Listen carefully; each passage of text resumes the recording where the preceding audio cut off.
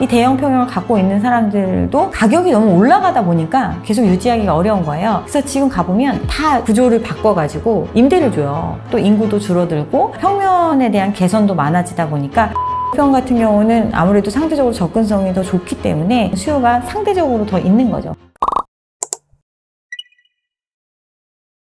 대형이 일단 금액적인 측면에 있어서도 상대적으로 절대적으로 높은 금액이잖아요. 작은 것들에 비해서. 그러면 환가하기가 굉장히 어려워지잖아요. 그런데 이 대형 평형을 갖고 있는 사람들도 결국은 자기 자산의 70, 80%가 부동산이기 때문에 이걸 어떻게 보면 환가를 해야 되는 시기가 왔잖아요. 또 지금 이제 제2의 베이비 부머들이 이제 은퇴하는 시기가 시작이 됐잖아요. 이렇게 보면 이들도 현금을 확보해야 되는 상황인데 결국에는 지금 나는 쓰고 있지만 나도 이 물건이 이제 필요 없어지는 상황이 되는데 과연 앞으로의 세대들이 이 물건들을 계속 선호해 줄 수 있느냐. 예를 들면 이제 반포나 이런 지역 같은 경우 이제 재건축 추진이 좀 늦어졌던 이유가 중대형 평형이 많이 있었어요. 중대형 평형이 많이 있는데 재건축을 통해서 똑같이 중대형 평형을 받아갈 것이냐. 나는 이렇게 큰 집을 이렇게 비싼 집을 유지할 수가 없어. 난 그거에 대한 비용을 다 낼 수도 없어. 이래서 동의가 안 되는 거예요. 그래서 그때 허용이 됐던 게 뭐냐면 소형 주택으로 2개를 받을 수 있는 형태. 그래서 1+1이라는 제도가 그때 도입이 된 거거든요. 또 평면적인 측면에서도 면적을 기존에 많이 갖고 있었던 사람들이 실질적으로 나의 생애 주기상 그렇게 큰 면적이 필요하지 않고 뭐 이러니까 임대를 줄 수 있게끔 세대 분리형으로 해서 뭐 대학가 근처에 짓는 재건축 아파트들 같은 경우에 그런 평면들이 많이 도입이 됐었고 그런 선호도가 있었고 또 예전에 이제 일기 신도시 쪽에 가면 80평대 이런 아파트들이 많이 있어요. 과거에 이제 굉장히 이제 선호했었던 그런 시절이 있었죠. 대형 평형에 대해서. 근데 시간이 이제 지나고 나고 또 노후화되고 이러다 보니까 사실은 이제 그런 집을 계속 유지하기가 어려운 거예요. 그래서 지금 가보면 다 구조를 바꿔가지고 임대를 줘요. 그래서 이제 뭐 출입구를 분리해가지고 기존의 소유자분들은 뭐 방 2개에 거실, 화장실 뭐 이렇게 하나를 쓰고 나머지 부분들은 방을 개조해가지고 월세를 놓는 형태. 이렇게 쓰시는 분들도 많이 있거든요. 이렇게 이제 대형 평형에 대한 것들은 결국은 어떤 대형 면적을 내가 주거로 활용을 하면서 그걸 충분히 향유할 수 있고 그거에 대한 비용을 기꺼이 쓸 수 있는 경우에 유지가 될 수 있는데 사실 이제 그런 구조가 아니다 보니까 이제 그런 평형에 대해서는 조금 지역적으로도 선호도나 희소성도 필요하고 이게 무조건 많이 짓는다고 다 채워질 수 있는 부분이 아니다 보니까 아무래도 접근 가능한 크기로 이제 면적이 좀 변경되는 형태 이렇게 생각을 하시면 될 것 같습니다.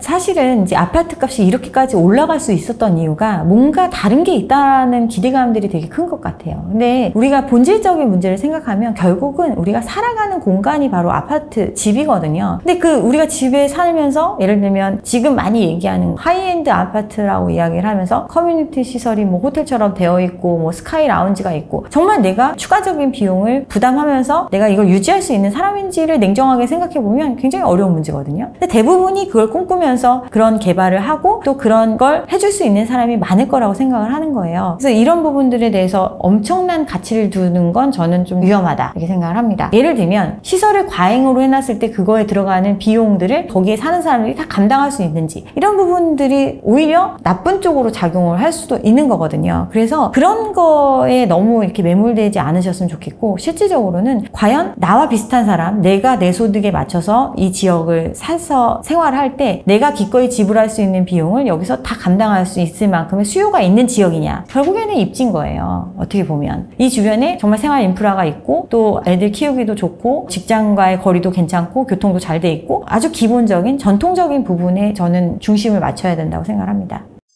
무관심이요. 지금도 사실은 이제 한 22년 초부터 해가지고 어떻게 보면 시장이 좀 이제 정상화로 가는 길에 있었는데 요즘 되게 사람들이 금방 까먹는 거예요. 왜 어떤 이런 정책을 하고 왜 이런 규제를 풀어주고 왜 사람들한테 청약 조건도 완화해주고 대출도 완화해주면서 이 집을 분양받으라고 이야기하고 사라고 이야기하는 상황이 됐는지를 잊어버린 채 지금 조금 거래가 늘어난다고 하니까 앞으로 집값이 더 오를 거다라는 기대감에 나 지금 빨리 움직이지 않으면 안 될까? 이런 불안감에 휩싸여 있거든요. 그만큼 아직도 이 부동산 시장에 대한 믿음과 미련 그리고 기대감이 아직 꺼지지 않은 시장인 거예요. 그래서 이런 시장은 저는 좀 위험하다고 생각을 합니다. 가격이 너무 올라가다 보니까 절대 금액적으로 8사짜리는 대출도 쉽지 않고 절대적인 금액 자체가 평수가 적으면 결국은 내려올 수밖에 없잖아요. 또 인구도 줄어들고 평면에 대한 개선도 많아지다 보니까 굳이 8사가 아니더라도 5구에 많이 참여할 수 있는 수요가 상대적으로 더 있는 거죠. 또 일시대책 이후로 소형주택 매입 세제 혜택도 생기고 결국은 규제를 하거나 완화를 해주거나 할 때는 어떤 기준에 따라서 적용되는 범위들이 결정이 되잖아요. 지금 같은 경우는 이제 소형주택에 대해서 세제 혜택을 준다고 했으니까 소형주택이 60제곱미터 이하니까 그거에 해당되는 게 이제 20평대의 아파트고 그러면 그런 부분에 대한 수요가 상대적으로 더 생길 수가 있는 거죠. 그러니까 저는 개인적으로 25평 같은 경우는 아무래도 상대적으로 접근성이 더 좋기 때문에 그런 부분에서 수요가 몰리고 경쟁률도 올라간다고 볼 수 있고 또 인구가 많이 줄어들고 있는 구조고 가족도 분화되는 형태다 보니까 실제로 뭐 애를 두세씩 낳는 그런 시대가 아니잖아요. 그러다 보니까 여러 측면에서 25평에 대한 선호도가 조금 더 생기지 않나. 그리고 아무래도 시장에 참여할 수 있는 사람이 더 많을 수밖에 없는 시장이기 때문에 상대적으로 수요가 올라갔다고 생각을 합니다.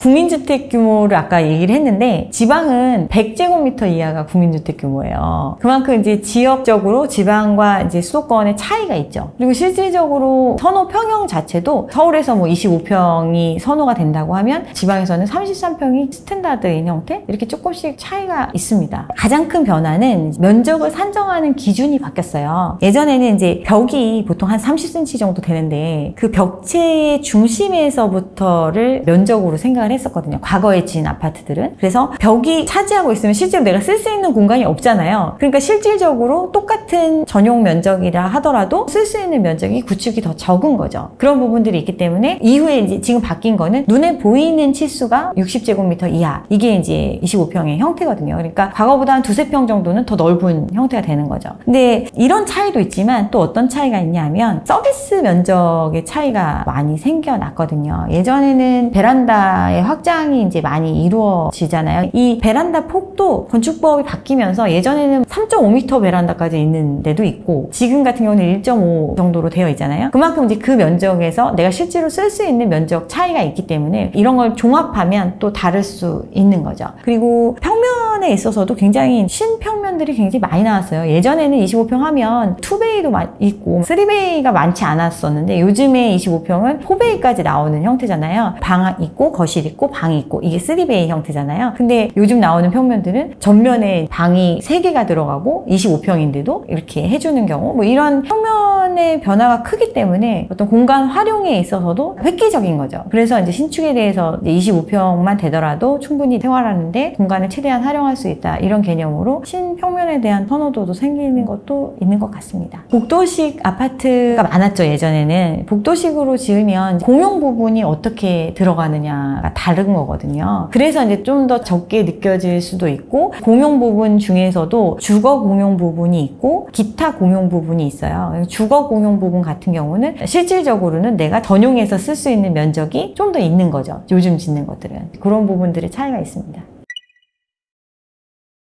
우리나라 아파트의 형태는 법에서 정하는 기준에 따라서 만들어졌다고 볼 수 있어요. 제일 많이 아시는 게 이제 25평이랑 33평을 제일 많이 아시잖아요. 국민주택 규모의 기준이 되는 게 전용 면적 85제곱미터 이하를 우리가 국민주택 규모라고 이야기를 하고 그 이하로 지었을 때 주는 혜택들이 있어요. 가장 큰 게 건축을 할 때 부가세를 면제해 주는 부분이 있거든요. 건축을 하는 입장에서는 비용의 절감 효과가 있다 보니까 국민주택 규모 이하로 많이 하게 되고 그렇게 공급을 했을 때 전용 85를 넘기지 않는 형태 그래서 서비스 면적까지 포함을 하면 일반적으로 생각하는 32평, 33평 이런 아파트들이 생겨나는 거죠. 그럼 왜 85를 국민주택 규모라고 했느냐 그거는 이제 70년대에 맞춰진 기준이에요. 우리가 보통 이제 한 사람이 생활하는 공간을 5평 정도로 생각을 하는 거예요. 근데 그 당시에 가족이라고 하면 5명 정도가 한 가족이다. 그럼 5명씩 5평이니까 25평 제곱미터로 환산을 하면 85 정도가 되는 거예요. 그래서 이게 국민주택 규모다. 그래서 85를 넘기지 않는 형태로 집을 공급하다 보니까 33평, 32평 이런 형태의 아파트가 많이 공급이 된 겁니다. 그리고 이제 또 많이 접하는 게 24평, 25평 이렇게 얘기를 하잖아요. 이거는 주택의 규모를 소형주택으로 규정 짓는 게 60제곱미터 이하예요. 그러면 이제 60제곱미터보다는 조금 작게 짓는 형태. 그게 이제 59제곱미터고 그거에 서비스 면적까지 포함을 하면 24평형대 아파트가 나오는 거죠. 가족 수도 적고 또 경제적으로도 안 좋은 경우에는 좀 작은 주택의 규모를 원할 수 있잖아요. 그래서 이제 소형 주택의 규모를 60으로 해놓고 초소형 주택 같은 경우는 40 이하로 이런 식으로 나눠놨어요. 근데 이제 보통 도심 내 주택 공급은 거의 대부분 재건축을 통해서 이루어지잖아요. 재건축을 할 때 용적률이라든가 이런 것들을 통해서 사업성을 개선을 하는데 국민주택 규모 이하의 주택을 공급을 몇 프로를 해라, 그리고 또 소형 주택을 어느 정도까지 공급하라, 이런 가이드라인이 있어요. 그거에 맞춰서 주택을 공급하다 보니까 나오는 아파트들이 그런 평수에 맞춰져 있었던 거라고 볼 수 있습니다.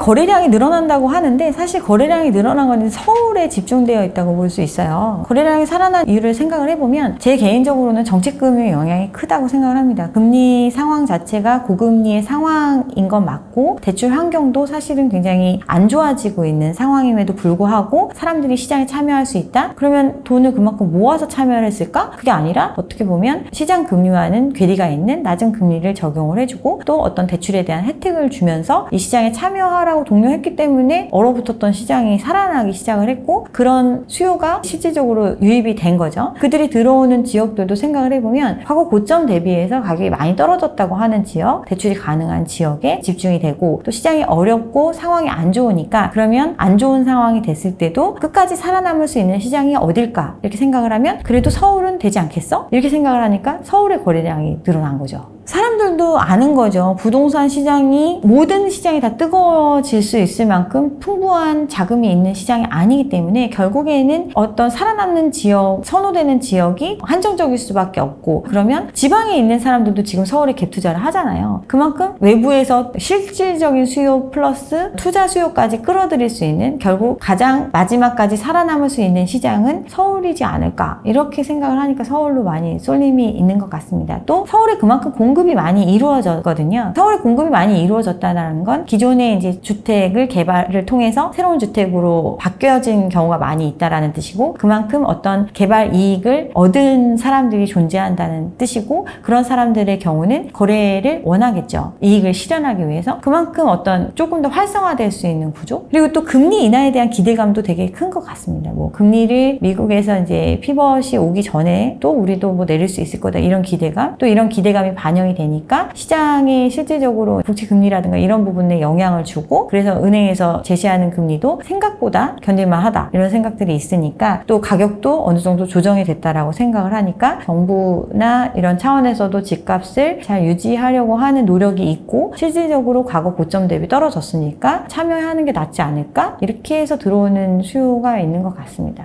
결과적으로는 이 시장이 뭐 한두 개 지금 먼저 움직이시는 분들 또 자기가 생각하는 금액보다 난 이 정도만 남기면 되겠어 하고 하시는 분들 실질적으로 계약을 해서 거래를 하신 분들이 생겨나면 그분들은 할 수 있겠죠. 그렇지만 이 시장을 전부 다 지지해 줄 수 있을 만큼의 수요는 사실은 어렵기 때문에 일시적인 현상이지 않을까 생각을 합니다.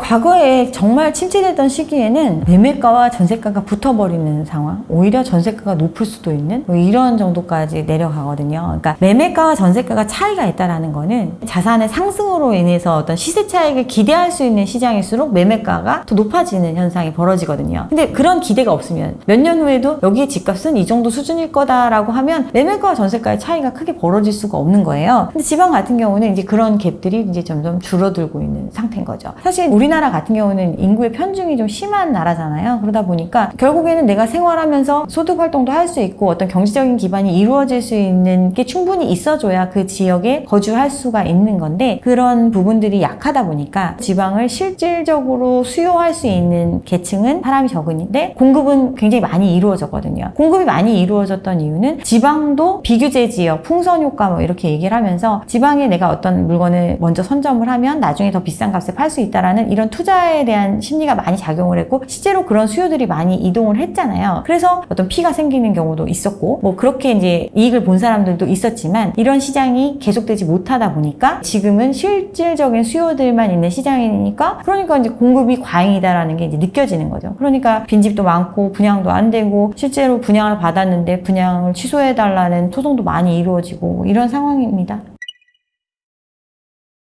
집값이라고 말할 수 있는 거는 호가의 위주라고 볼 수 있어요. 내가 산 금액보다 더 낮게 생각하는 사람은 단 1도 저는 본 적이 없거든요. 그러니까 내가 일단 샀으면 내가 사는데 들어간 이자 비용, 그동안 들어갔던 비용들 다 없고 다른 데 기회 비용까지 생각해서 당연히 내가 뭐 10억에 샀으면 12억에 팔아야지. 그리고 지금 시장에서 시세가 올라간다고 하니까 12억 호가로 내놓으면 팔릴 거라고 생각을 하는 거예요. 그러니까 그 가격은 떨어지지 않거든요. 근데 실질적으로 그럼 그 가격에 모두가 팔 수 있느냐를 생각해 보면 굉장히 어려운 문제거든요. 그래서 사실은 부동산의 가장 큰 리스크는 이걸 내가 원하는 시기에 원하는 가격에 언제든 환가할 수 있지 않다. 이게 가장 큰 맹점이라고 볼 수 있습니다. 제가 이제 예전 경험이 뭐냐면 집값이 막 이제 오르는 시기였어요. 집을 하나 샀는데 이제 어떤 분이 사러 왔어요. 제 집을 사러 왔는데 제가 생각했던 금액이 있었어요. 난 이거 이하로는 절대 안 팔 거야. 그래서 한 몇백만 원 차이에 매매를 안 했거든요. 근데 그리고 나서 이제 시장에 얼어붙은 거예요. 한 4, 5년 동안 집을 보러 오는 사람이 없는 거예요. 그러다가 이제 결국에 조금 이제 소강 상태가 끝나고 다시 이제 조금 시장이 이제 괜찮아지는 시기에 원래 내가 생각했던 것보다 훨씬 더 많은 금액을 내려서야 결국은 환가를 할 수 있었거든요. 실질적으로 이런 게 많이 벌어지는 일이에요. 타이밍도 중요하고 개별 물건 간의 거래이기 때문에 사는 건 쉬워도 파는 건 굉장히 어려울 수 있거든요. 이런 것들을 생각을 하셔야 됩니다.